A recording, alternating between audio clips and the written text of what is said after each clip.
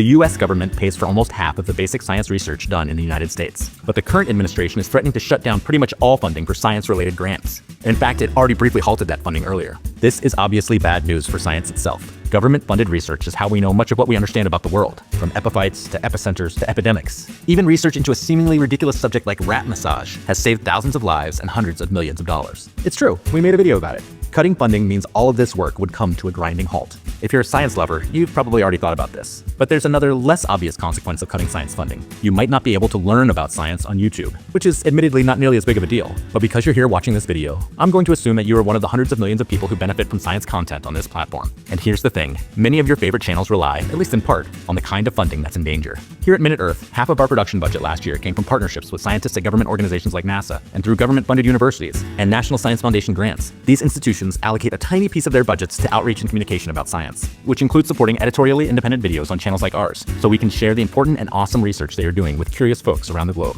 And for us, this money is critical because the ad revenue we get from people watching our videos, even though a lot of people watch our videos, isn't enough to actually cover the hundreds of hours it takes to make each one of them. The economics are similar for a lot of your other favorite science YouTube channels. The bottom line here is that good, trustworthy science communication is at risk.